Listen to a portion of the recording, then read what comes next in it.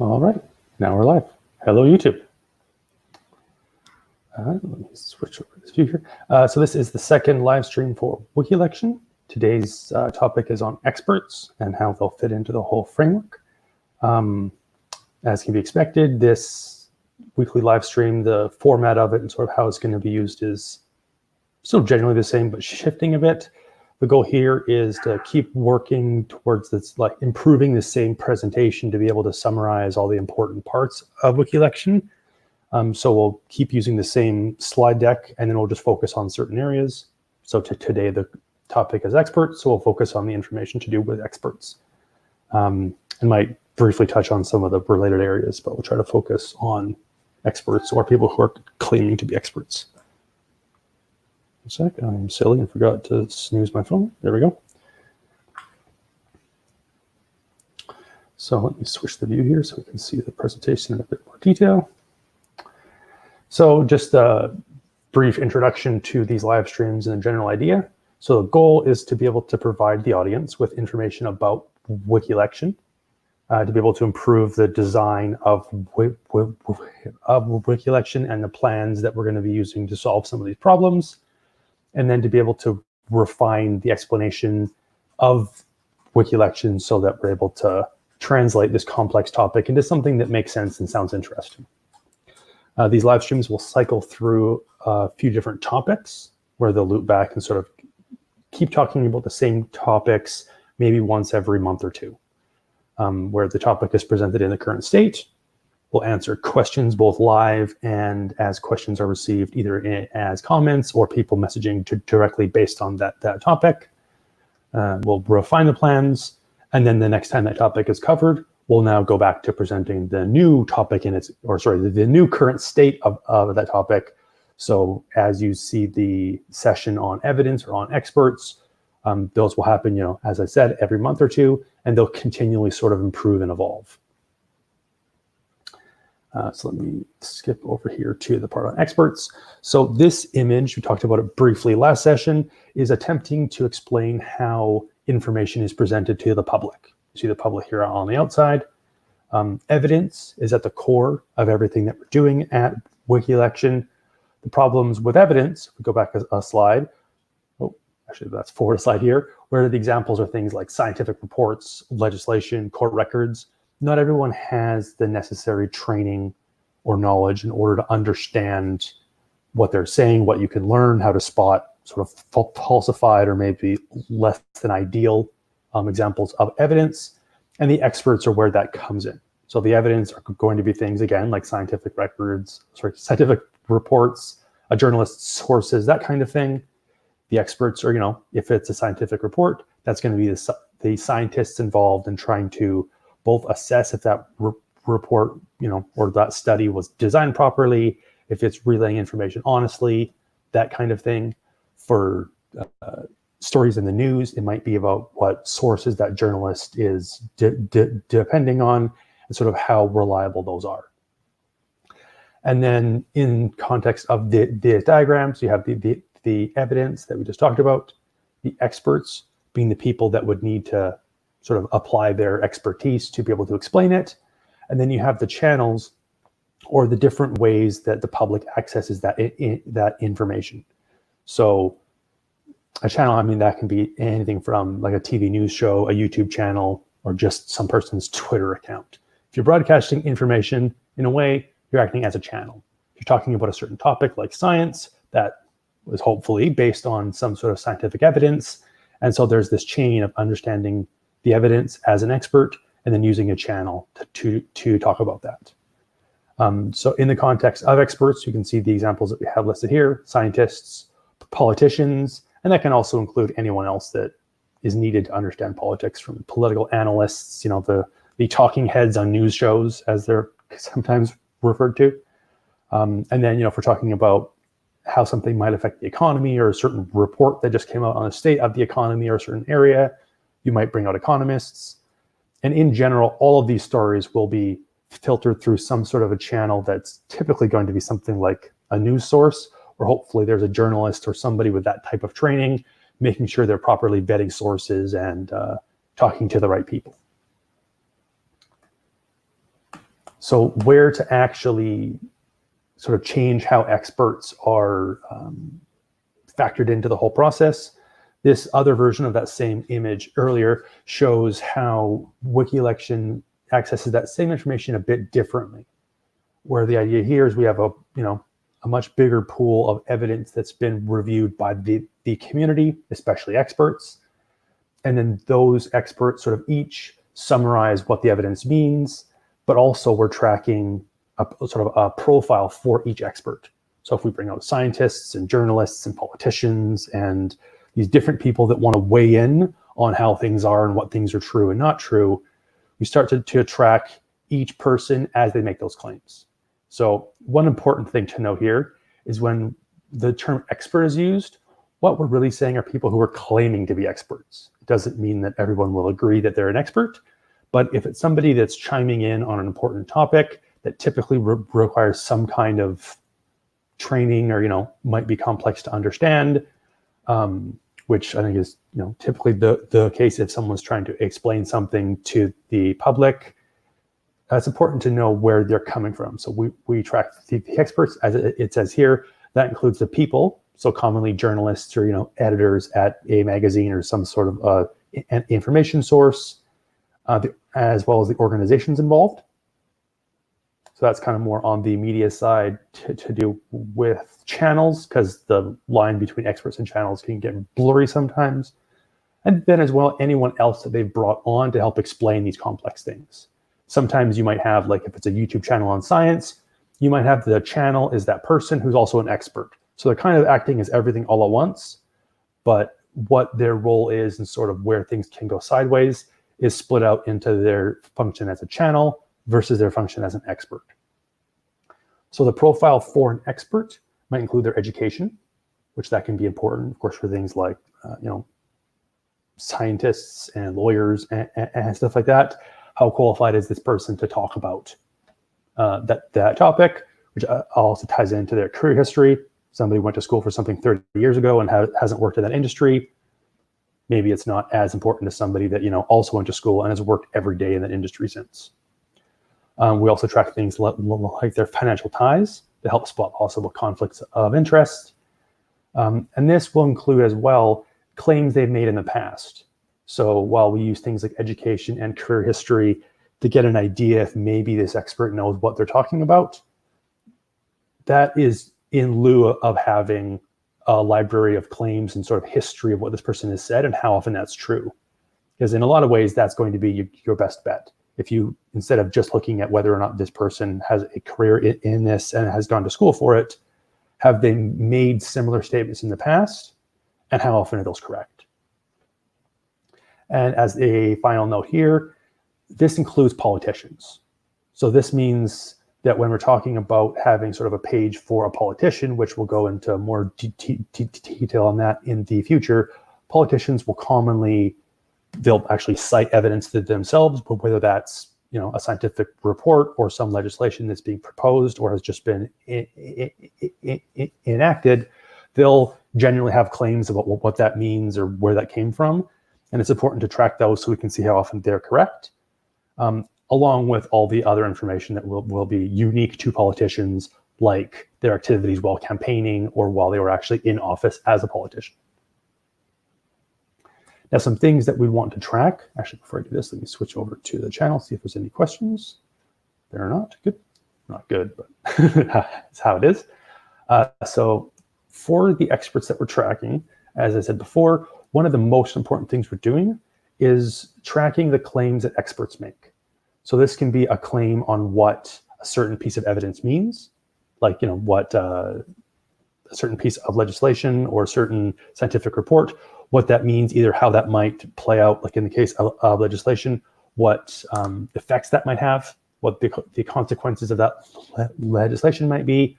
And then for a scientific report, they might be trying to glean some sort of a learning on how that might affect the daily lives of people. And then we're also sort of talking about the claims they make, and then as well the prediction, sort of, as I said, with the legislation about how that'll actually affect people.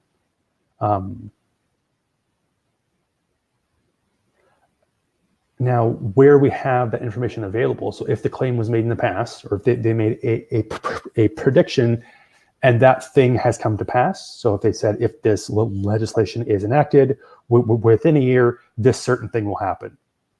So now if we wait a year for that to happen, we can then go back and revisit that person's claim to say, how true is this? How accurate is this? Did this happen? Were they actually pretty close, or were they way off? Now, as well, when we're talking about an individual expert, one of the forms that misinformation can take is, cherry picking stats. So the fact that you can look on 3 different news channels, whether the topic is climate change or legislation or any of that, and get 3 very different answers can show that a lot of it is based on the experts that you pick and sort of the story that you're trying to tell. As consumers of this information, as members of the public trying to make sense of complex topics, one of the useful things that we can do is say, if we're trying to bring out scientists to talk about this new study that came out, instead of bringing out a single scientist to talk about their point, if we have a collection of 100 experts that we've said, okay, we know that they're qualified to talk about it, they've made claims in the past, so we know sort of who tends to be more correct, who tends to be less correct, we can get an idea across this industry. So let's say in this case, science, or more, specifically, it could be like microbiology, if we're talking about vaccines, that kind of thing, and start to look at what do, an average, like what is the average opinion of that industry? What do 95% of microbiologists agree on? Where is it split down the middle? Where are the areas that it's split down the middle, but the people who tend to be right more often agree on this area? So it gives you the ability to look at not just what one expert is saying, but what every expert that is sort of claiming to be an expert in that area is saying, and then weighted on how good do they actually appear to be. That is the majority of the talk on experts, without bleeding into too much of the other topics. Although that being said, channels might be small enough that it's not big enough to warrant its own topic yet. So we might actually dabble on that a bit in this session. So if we're talking about the ability of Wikilection to track multiple experts and all the different claims that they make across the different pieces of evidence, typically in a story that you would see in the media, there might be a couple pieces of proof. Sometimes that might just be one cherry-picked study. They bring out a single expert to discuss it and then put that on their channel as, hey, here's one way to look at this. Sometimes you might bring on an expert that has a wealth of knowledge, and when they answer a question, they're answering it based on 100 pieces of evidence that they're factoring into that to their answer. But as a member of the public, it can be hard to tell those apart. And a lot of what we use to sort of decide what to trust and not to trust is the channel that we're looking at, and instances in the past where maybe it's been obvious they've skewed things, or we've shown, oh, they actually are willing to report on topics that maybe go counter to what you would expect. So like actually sort of showing that they're reporting on things that go contrary to any biases you think that they might have. So actually, let me jump back here to the talk about channels in general. So a refresher on channels. These are the areas where the public gets their information, especially on specialized topics. So that might be the news, where you're, of course, then going to rely on a TV news or your local radio news or a news channel on YouTube. How do you sort of decide which sources to go to, where those sources are responsible not just for relaying information, but also deciding what to talk about? There's so much going on out there, it's impossible to talk about it all in adequate detail. So they're deciding what's important. And that's an area where they can definitely, either omit things that they don't want to talk about, or things that they're talking about that maybe aren't actually that important. They can sensationalize because they need the clicks and ad revenue and that type of thing. And in all of this, as we hinted at earlier, they're also responsible for both their own experts. So in the case of a channel, that's commonly going to be your hosts, your journalists, your editorial crew, that type of thing. But then also, if you bring on a scientist who talk about something, how did they pick that scientist? Did they just go for the most qualified, or did they find someone that they knew agreed with the point they were trying to make, and that's why they brought out that particular expert? If we're talking about ways to solve this, we talked a bit about, how you have a collection of evidence that's the same evidence that's used for the channel, but it's not cherry-picked. It's all of the evidence that's been reviewed so far. We talk about having a collection of what experts are involved. On the channel side, a lot of the way that Wikilection would work to fix this is by kind of being a channel, but not being a channel.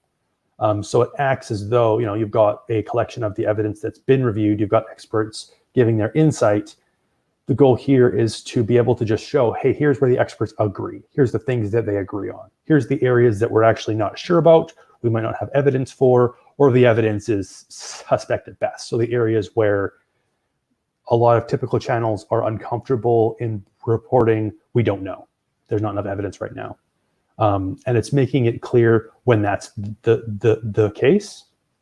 And now, as I said earlier, there's too much going on at any given time to be able to talk about everything.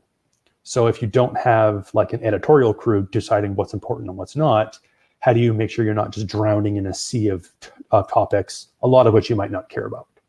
So as the Wikilection community is going through and reviewing evidence and tracking experts, one of the things that they're doing is saying, hey, if all of this evidence is sort of moving towards or is helping support kind of this news article or this topic, so whether it's climate change and we're talking about people that things are talking about with climate change, what is and isn't causing it, what might be a repercussion of it or what might not. If that's something that you care about, the idea is that the community will indicate that this type of evidence, these experts and these stories are all to do with, for example, climate change and how important it is within that topic of climate change. Now, if that's something you indicate that you're interested in, it would be more prone to showing you stories about climate change. If you say you're not interested in that, it will, of course, not show you as many or any stories on that if there's enough stories to sort of fill up what you've said you're interested in. So if you're interested in national security, and that's the only thing you have listed, then that, of course, is what it will skew towards showing you information on that. But again, decided on by the community instead of a particular channel. So what the experts and the evidence are showing for these national security related topics, not being filtered through a team that has a certain viewpoint. Now, while it's viewing information in that way, at least, as it stands today, most of the information that we're going to be consuming is still based on these other channels, on, TV shows, on things that people post on YouTube, on articles that somebody posts on Twitter, that type of thing. So it's not just reviewing the evidence itself, but also reviewing that content that discusses the evidence. So we track the individual channels, whether that's, again, TV news, YouTube channels, that kind of thing. And then the individual pieces of content are reviewed for simple things like, is this actually claiming to be news? Does it have evidence? Or is this just an opinion piece? Where evidence is involved, it can talk about, okay, the evidence that they're referring to, is that solid evidence? Has a team of experts looked at that piece of evidence and said, yep, that's quality evidence, that's worth looking at? Or have they poked holes in it and said, no, that's junk because of these reasons? And then as well, even if it's good evidence, did they review it accurately and honestly?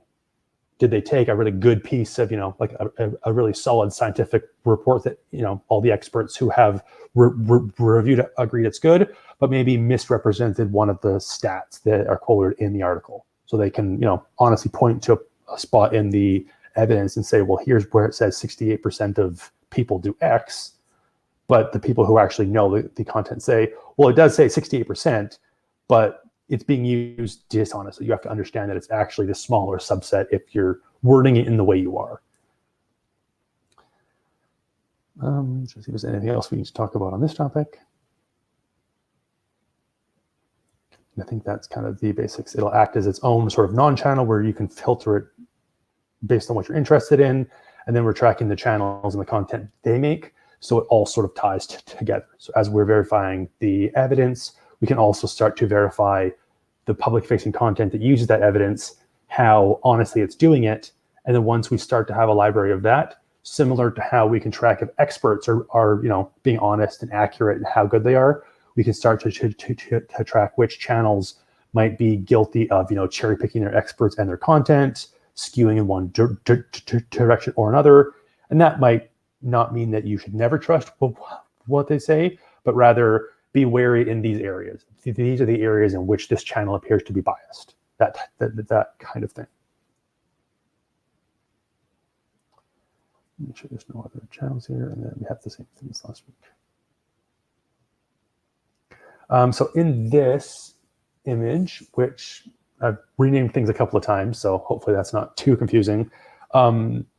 Depending on the type of sort of image involved, the term experts, sometimes I find a bit too sort of vague, or is actually claiming that they are experts as opposed to just claiming that they're trying to be experts.